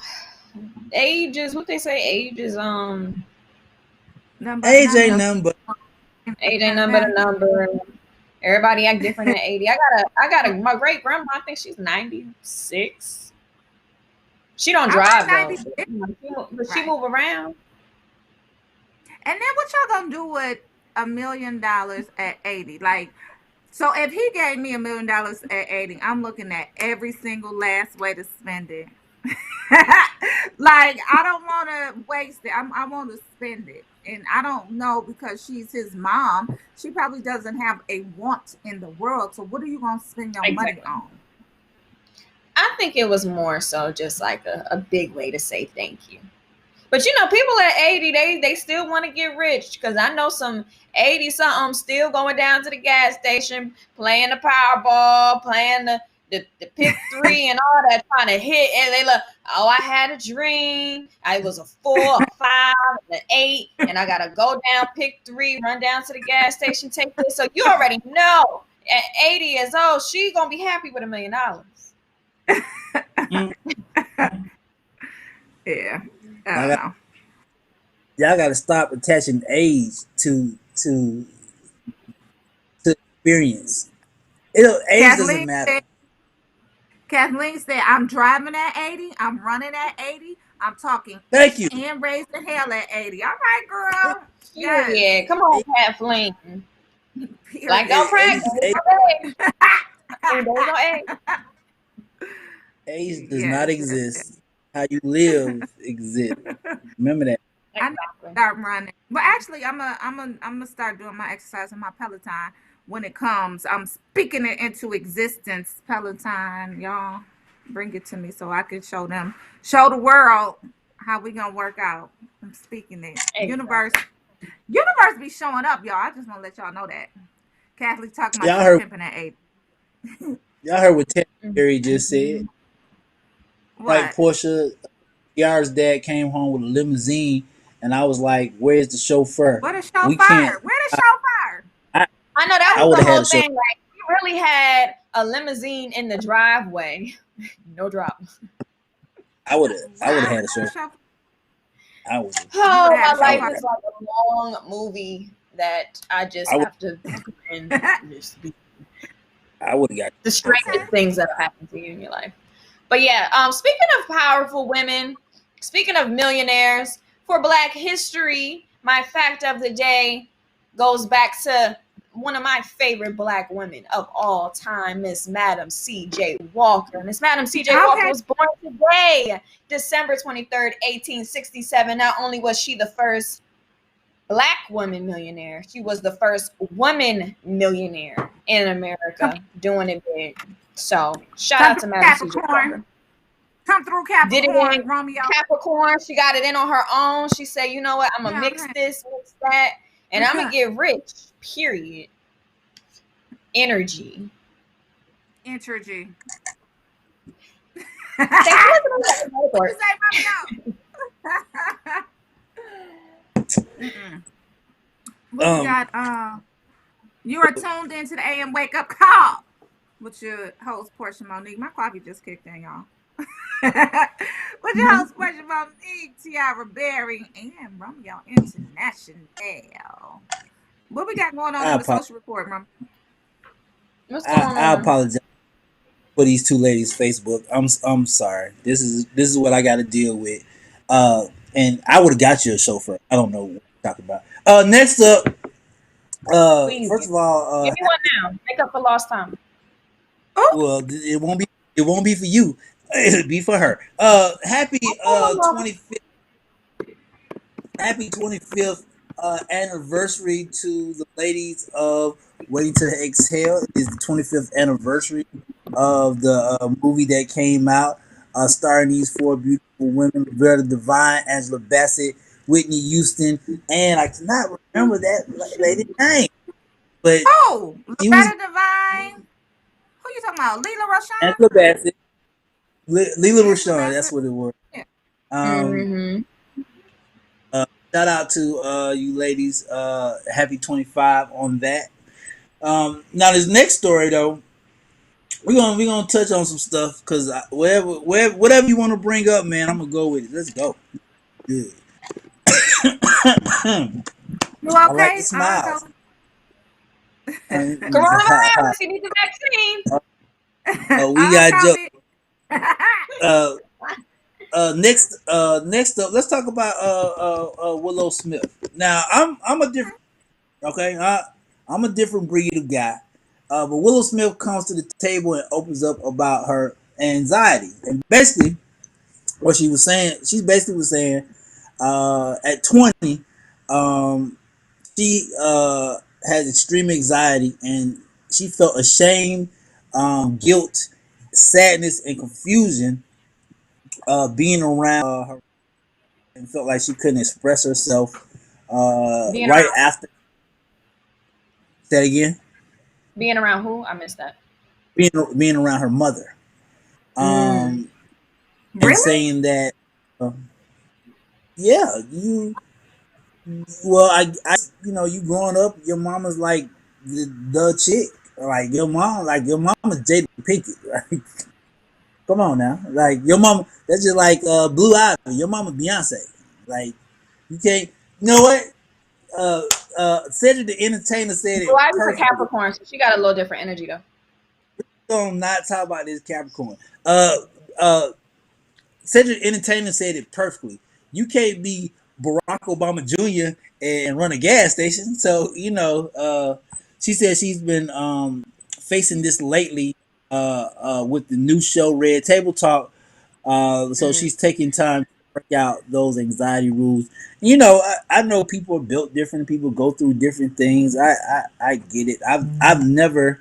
I personally have never had those type of feelings per se. So That's interesting. I'm somebody who I didn't understand that I had anxiety until okay. I realized I had anxiety. It's one of those things like, oh, why am I reacting to things this way? And then I realized that I have a pattern of anxiousness and anxiety. But I've had to, I guess what Willow is doing herself, you have to learn new ways to deal with things. So whether that's journaling, whether that's praying, whether that's meditating. I'm an advocate of therapy. I go to therapy every week. So I think it's important that we put it out there that just because your mom is Jada Pinkett and your daddy Will Smith and you're surrounded by all this love, it can be deeper than that. It's not always the money and the popularity and the success that makes you happy. You have to kind of deal with things for yourself and internally too. Yeah, I would wonder what her did she say what her triggers were in terms of just being around her mom? Or No, did she say she caused it? She didn't say. Because she I said the would cause. imagine that she would be feeling that way around her dad, not necessarily her mom, because growing up, just from what I've read and from what I watched on documentaries and whatnot, it seemed as if Jada took a step back to, make sure the kids were okay. She took care of the kids and she kind of put her career on the back burner. So it wasn't like her mom was this super huge star like her dad was. So I would think that she would have this feeling of anxiety around her dad. Nah, you see, you being a mom, right? You're a great mom. I give you that one. 2 cents. It doesn't work like that. Like even though it's Jada Pinkett, you see what I'm saying? Like it's But it's Blue Ivy and Beyonce. It's Blue Ivy don't have to live up to Jay-Z standards. Nobody is expecting nobody's expecting her to live up to Will Smith. They're expecting her to live up to her mom. You see what I'm saying? That But but it's the growing same thing. up, did she know that her mama was Jada Pinkett Smith? Like I said, Oh, her mama kind of took a back seat. oh yeah, you know your mama Jada Pinkett Smith. Nobody expects Romeo to grow up to his mom's standard. They expect me to grow up to my father's standard. It, Hmm. you're it's always man to man, female to female. It's never the opposite. Nobody expect you to be your dad. That's crazy. Yeah, Okay. that's true. Well, I don't Because know where nobody the expected anxiety me to be a basketball arose player at all, from. and I'm not. Right. Sorry. No Nobody said WNBA for me. nobody said, "Hey, Tiara, where your jump shot at?" Huh? What? No, nobody thought that. Don't Um, sleep on my jump shot though. Don't sleep on. you know what? You went to spell. Next D, up, D is crazy. Hold on. D said maybe it was a lot of uncles around when Will was gone. Okay, D. you know That went what? over your head. D, that went I over mean, their head. I'm Oh gonna my need. that's interesting, but we can't make those type of claims because anxiety can come from a variety of different things. God. Okay. Well, let's talk about this anxiety. Funny D. Stupidity is like maybe rampant. Three men shot up a strip club because the strip club would not let them in without a mask on. Now, let's talk about this. Three men up in California yesterday, ranged from the age of 22 to 34. I guess they needed a break. I guess they needed to get out. California's on lockdown and they needed something to do. Well, they went to the strip club. The strip club said, "Hey, you ain't got no mask on." They got in their car. Not only did they get in their car, but they pulled around, shot 15 rounds into the club, hit four people in the Wow. club, and all because they was mad that they had to wear a mask. Let me tell y'all something, and I love saying this every day. It ain't that damn serious. It's not that serious. Jesus freaking Christ! It's a mask, people. It's all it is. It's just a mask. It don't turn you into Batman. You can't Okay. disappear. It's a mask. Okay. I think Strip that clubs. I just want to know. Okay, so shouldn't the strip clubs have masks for people like when they come and they don't have one? Like here's one, and then continue on about your business. What do you mean? No, like when you fly, they if you don't have a mask, they have masks right. readily available for you to da da da da. Put your Portia mask on. Monique, Don't.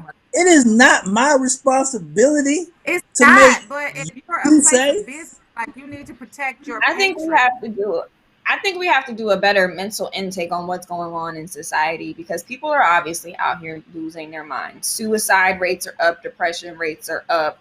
people snapping out, lashing out, making heinous decisions, committing heinous crimes is at a sky high and at a sky high rate. And I think that it's more so not even about the mask, but people feeling like they have no control over themselves, over their lives, and they don't like anybody telling them what to do in that moment. And we have to do a better intake of understanding what is leading people to act so ridiculous when it comes to just put a mask on. There's something way deeper than the mask itself. It has to do with people's mental stages in this time, in this pandemic, and it's really out of control. Agreed. That is the dumbest thing I ever heard. Now we're making an excuse for a It's not mask. an excuse. It's more so we have to be mindful of the mental state of America right now. People are snapping out and lashing out at alarming rates, and I think it's bigger than a mask mandate. You're absolutely right. Is the trigger. I think them being told to wear a mask triggered whatever they were already dealing with at that point in their time. Yeah, they probably shouldn't have went in the club anyway. They probably would have got real. Yeah, let's give the world an excuse. You're right. I'm gonna act crazy we don't want to give an excuse, but it's not an excuse. And try to. We're equating. Y'all two are equating a bigger problem to the fact that people have to wear a simple mask. That makes no. I can't hit my jump shot. You know what? I'm mad at big business. That's two different. That has nothing to do with the other. It's as simple as this is what it is. It's not. You're not asking nobody to change their life by wearing a mask. You're not. Well, people don't like to be told what to do, period, Romeo. And so the fact that you tell me, number one, I can't come in the club, and number two, I have to wear a mask, that could have just been the trigger that pushed them over the limit. We don't know if they were drinking, if they were smoking, if they were, inebriated, if they were high, whatever it was. Right now, if they're not working, was a little trigger that pushed them over the edge, and they were like, listen, you can't tell me what to do. A lot of people are out here with that attitude and mentality, especially after suffering so much about, having to stay at home and self-isolate and, do all this stuff because of COVID. They wanted to get out. They needed some action, and they got some action. They ended up in jail. Y'all letting a lot of people skate over common sense, but okay. It's not in jail. That's not skating. They're reaping the repercussions of their actions, but at the same time, I think America as a whole, this has nothing to do with those three individuals, but we're seeing a pattern of people snapping out. If you do research in the prison and how we talk about prison reform, putting people in isolation has caused people in prison to go crazy. Should they be in isolation? Sometimes yes, sometimes no. But at the same time, we can see the pattern of the mental states of people based on the situations that you put them in, what can trigger them to behave erratically. Yeah. I agree. Tiara, you are a smart, beautiful individual. Monique, thank you. You cool. Let me tell you something. You are not about to tell me that the action of a person and their mental state or wherever they may life gives them the right to act out. No, we're not telling you that. Say it. That's exactly what you. We're not saying that they have the right to do it. You just said maybe the people that I was just talking about. You just said, well, maybe they what? There's no maybe they in common sense of action. It's a mask. Well, maybe they felt this way. Maybe they needed to act out. That none of that matters. That's an excuse. Okay. If you in prison and you get put into that cell, you put yourself in that cell. Nobody asked you to come here. There is nobody saying, "Hey, come to jail and hang out." Mm-hmm. Nobody. You're right. Well, so now, go ahead. Loves company. No, that's it. I think you're missing my point, but okay, I digress. Yeah. I think the important thing is that some people behave based off of the situations that they're in. I am in no way saying what they did was right, But I Right. can We're not. say that, yeah. But what I can say is, I think what me and Porsha are both saying is that people are responding to situations that are beyond their control. So they're taking back control in whatever way they feel like they can to act irrationally. It's the same way you see in patterns in relationship with people. If I know that, like, people who aren't happy may do things and say things that they normally wouldn't say to others to hurt them if they were happy. And I think we have to pay attention to the fact that people are responding to their own mental states in ways that is negatively impacting other people. And that's what the pandemic is showing us. Yeah, and Romeo, maybe you'll hear it better from Tammy Berry because she gave you a comment on Facebook. She sent you a message.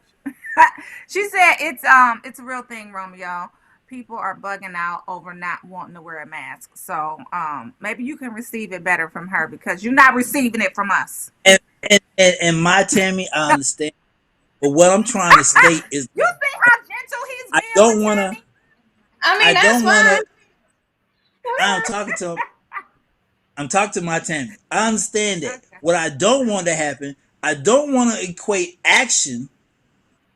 Well, hold on. I don't want to equate a person's response to the simplicity of an ask because you're right. Everybody is acting out. But now what happens when the ask is, hey, I'm asking you to step 6 feet back, but your action is over the top? That makes no sense. I'm asking you to wear a mask, but your action is over the top. That makes no sense. It's a simple Well, ask. It's not like you're okay. asking somebody to rob a bank. You're saying, hey, On the please step back. on a lighter note, let's talk about my song. Can we play my song? No, I let's said the show is almost over. We need to go ahead and play my song. I got my mic ready. and She got her and mic, okay? I got my mic ready. and let's go to holding people accountable. I feel so bad for Famous Dex. I feel very bad for Famous Dex. I was an early fan of his, and I blame his team. I blame the label. I blame the manager. I think that whole record label should be sued. And whatever gotta happen to. So I don't know if you can pull up the photo, but the artist Famous Dex recently checked into rehab, and he checked into rehab after he went on Clubhouse and he was on live, and his fans got him. And when the producer shows you this rapper's face, I don't know what drugs he was on or he's been using, but his team, his management, his label, the record label, y'all allowed him to get this way. This man is in his early 20s, and oh my God, we cannot see this photo. Um, this man That's is in because his he was early playing my 20s. song. That's all that was. He was playing my Okay, song, and but that's fine because we don't even know who Dex is though. Who is Dex? Who you talking Famous about? Dex. And what He's a big rapper. He's kind of young. He's a young rapper though, so he's kind of known to what like people my age, happened? a little bit younger. Lot of teenage support is his age group. What happened to him? I need y'all to see the photo. Basically, he went live the other day. His fans and other rappers saw him live, and not only were they disgusted, but they literally started contacting everybody this young man works with to get him help. This is a early 20 who been using drugs or whatever type of drugs for the past 7 years of his career. This is an Yeah. early 20-year-old. He went on social media and people could not even recognize him, saying that the photo was disturbing to the culture. Someone please save him. Someone please help him. Even one Yeah. of the hottest rappers, NLE Chopper, was like, I am going up to his 300. I am going up to the record label Somebody needs to help this young man because y'all allow him to get this way. Your team allowed him to get this way. There's no way this man. There's no reason this man should be 24 and look like he's 58. There's no freaking reason that this young man has been using whatever type of drugs and y'all let him opioids. You're right. Let him Yeah. use He those opioids. does a lot of pills, Xanax, a lot of those. He abuses those drugs. And that's what he is at 24 right now, Porsha. That's him. And the label allowed it to happen. His friends allowed it to happen. We talked about this all last week. Your crew that's around you, and all of y'all was about his money, but nobody stopped this man from tearing down his life. It's ridiculous. So ridiculous. Yeah. I really pray for him. You do see a pattern of this in artists. I mean, we're talking about Whitney now. They're doing these biopics and stories on her. We see the downfall of a lot of celebrities. We see Mac Miller, his birthday is in January. He unfortunately passed away from addiction. And it's really sad and disheartening, especially because this happens a lot in the younger generation. And unfortunately, we do have rappers, even, songs like Future, Percocet, Molly and Percocet, they're advocating and they're endorsing taking drugs. Right. Yeah, they glamorize it and it's not good. But at the same time, I always like to say we have to look at what is causing someone to abuse drugs. What is it about getting that fix when you're successful, when your records are doing well, that still makes you feel like you have to get high and not deal with the reality that you're in? Because obviously you have a reality that people would kill for. Young generation loves you. They listen to your music. They advocate for you. Whatever you tell them to buy, they go and get. So you have a lot of influence. And unfortunately, he's influencing a generation in a negative way when he's so influential in the first place. So I think that, like Kathleen Collins is saying, addiction is very powerful and he's obviously suffering, and his friends and family do need to advocate for his health. But at the same time, we have to get down to the wire and understand why is it that he is so successful and so big right now at such a young age that he's still out here using and abusing drugs. Your friends and your family suck. Romeo, to D Shield's point, when you are using drugs, the user has to be the one to want the help. Like, we can't necessarily force people to go into rehab. Like, I mean, Amy Winehouse sang about it. She was like, they're trying to make me go to rehab. Yeah. And she's Once you're an adult, I'm good because I like what I do. And unfortunately, it ended in death for her. But you can only try to encourage people to go to rehab. It has to be something that they want to do. And yeah, Taru, you're absolutely correct. Money does not equate to happiness. And stop expressing that success is it. Yeah, success is not necessarily happiness either. So yeah, definitely. Okay, y'all with the want. I get it. You have to want the help. Cool, great, wonderful. But what you also have to do is have a team and people around you who are not helping. But a lot of times, no. the team and people come through the same circumstances that you come through. It's a lot of things in your community that's like, there's a reason why I go to therapy, because not everyone in my family or my friends that I've been to have the steps to take to deal with anxiety. Know how to say, okay, this is the situation is in. This is how you practice breathing. Count down backwards from 10 in the morning. Write down what you're happy for, what you're grateful for. So if his team and friends are not people that practice healthy standards of living from mental, physical, and emotional ways, and 9 times out of 10, you are the people that you surround yourself with. So the people that he needs to get around or get away from is very important as well. It might be the people around him now that's just so happy to cling on to his success that's not going to tell him, hey, you need help. You need to practice this. You need to change. He might need a whole new set of people around him and mentors and advocates for him, like just in a whole new way. I really love the two of y'all sometimes, but you're not about to tell me a whole team, a whole label, a whole family, and nobody. You telling me nobody. I don't even care if you kidnap the boy, strap him down to a bed. Let me tell you something. I respect producer TJ to this much. Producer TJ has told me many times, Romeo, Sit your ass down. You know why? Because he can. Now, can some people in my crew can? No. Can some people I DJ with can? No. Work with label can? No.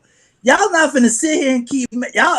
The this is the problem that black. Romeo, This is the problem that listen, black. here's the This is the thing. You problem that can't Black America has. necessarily Black you America. can't speak Black from it. America. You Go ahead. can't speak from a situation of not having that experience. Like if you've never been addicted to drugs, if you've never had a problem, or if you've never been there, like you can't fathom or even begin to understand what these people are going through. I don't even know if did you have somebody in your family that was addicted to drugs? Like it's a real No. thing, and you Mm-hmm. can't get Mm-hmm. them help for them. They have to want the help Yep. for themselves. Yep.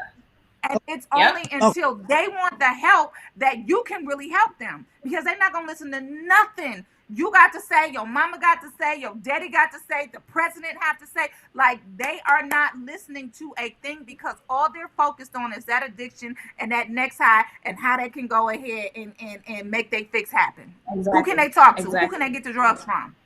How can I get out of rehab? Like it's a real thing. And if you have never had anybody in your family dealing with it, if you've never dealt with it personally, it is hard to conceive. It is hard to think about, you know? I've had people in my family that were addicted. Me too. And it is definitely a sad thing. And it was nothing that we could do on the outside. It's an inside job. They have to want the help. Alcoholism, drug abuse, crack, like all of that. It's an issue that they have to deal with. It ain't nothing nobody, kids, mama, uncle, granddaddy, grandmama can say to help them or to make them want to stop. It's an inside job. Exactly. Because what often happens too, Porsha, is people say, okay, I'm gonna do better, I'm gonna do better, and then they do better for a little stint, 30 days here and there, and then they relapse because they don't get the proper help that they need. Yeah. I mean, you look around, AA, Alcoholics Anonymous, is real. You got a whole month dedicated to recovery. September is National Recovery Month. Like we have one of our partners here in Detroit, the Detroit Recovery Project, who's solely dedicated to helping people recover. There are recovery communities. Like this thing is not just get your people to make sure that you get in line. No, he has to want that for himself. And it's obviously something that's going on with him mentally as to why he feels as if he has to go that route in the first place. Exactly. And we have to get to the root of those issues first. Yeah. Iris Baker said they have to really hit rock bottom before they are willing to get help. Yeah. A lot of times. Sometimes they kill their team. Yeah, sometimes they push their team away and be like, look, I don't have a problem. I like doing drugs. Leave me the hell alone. I like drinking. Leave me the hell alone. Like you have to have some people in your life that you really dealt with this stuff to really and all from experience, they do not mind cutting anybody in their life off who tells them to get help or to. You think people wasn't trying to help Whitney Houston? You think Clive Davis won't out there calling Whitney? She won't listen to none of them. Or her daughter. And then you see how that triggered into Bobby Christina's life. Both of her parents have a history of drug abuse. That trickled over losing her mother, who was her best friend. That trickled over having a no good boyfriend around her. That trickled over having a father who we know to abuse drugs. You know, she could have had her grandmother in her corner, friends in her corner, other family members in her corner. But at the same time, she had her own vices, dealing with the loss of her mother, dealing with her own drug addiction. You know, there's a lot of things that triggered her to unfortunately have to pass away too. So we have to just be mindful that everybody's situation is different and that everybody is as strong as those of us who aren't, I don't want to say just drug addicts, but just have addictive personalities. A lot of us just don't have addictive personalities like others do. Right. And I'm gonna say this before we transition to my song, because y'all gonna get my song today. Don't play with me. Don't play with me. COVID-19, the world should be open. Cash and lot checks and clothes and no big deals. Next year we'll bring a good gift for the cheer. When the phone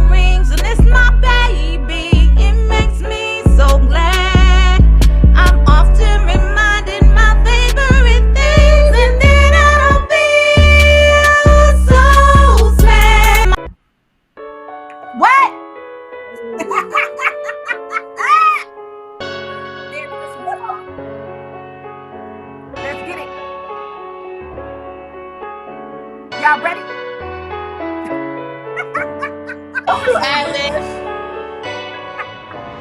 Kisses from babies and hugs from my mommy. Calls from my best friend about making some money. Small pretty packages wrapped up in bling. These are a few of my favorite things. Sipping no eggnog while eating my cookies. Watching the movie and getting some nookie. Shopping and babbling on Rodeo. Christmas and Cali's where I love to go. When the phone rings and it's my baby, it makes me so glad. I'm often reminded my favorite things, and then I don't feel so sad.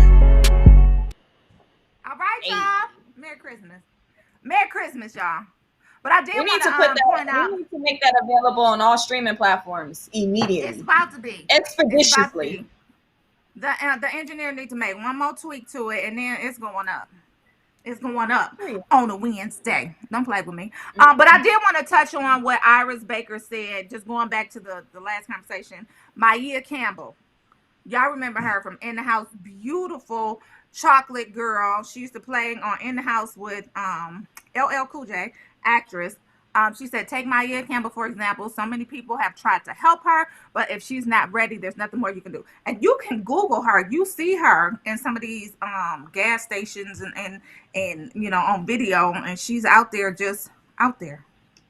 So, Yeah. anyway, positive thoughts, y'all. Focus on your favorite things. Think about those and do them more often. And then you won't feel so sad. So sad. Hey, Nah, I knew what you was gonna say. You know what I'm saying? No, seriously, focus on your favorite things. Like when you get in a rut or you know, you're down and out, or you might just need a perk, focus on your favorite things. And then you won't feel so sad. Mine are my family. Mine are taking a trip. Mine are, you know, calling my best friend about some money. I like drinking eggnogs with Oreo cookies, you know? You know what I'm saying? Focus on your favorite things. I'm going to I pass like the ball that. to Tiara Berry. All right, y'all. So I found this post on Instagram that I love. It said the quality of your life is directly related to the quality of your thoughts, words, food, sleep, fitness, purpose, environment, and relationships. So take the time to take inventory to what matters to you, because the quality of your life will resemble what you apply yourself to based off of those things I just mentioned. Romeo. Y'all have a beautiful Wednesday. Have a safe Wednesday. Thank you for joining us this morning on Rolling Out AM to Wake Up, and can't wait to see you guys tomorrow. Be safe. That's when the music is going to drop. Love it, love it, love Tomorrow is it. Christmas Eve. Oh, special Nadia Nice edition 12 a.m. for Christmas Eve. So follow me. No one can stop us. We gonna learn to play. Love out. Hey, Tammy, we love you back, girl. Mom, I'm about to call you. Bye, my pet. Thank you. I'm talking about my favorite things. Y'all focus on your favorite things.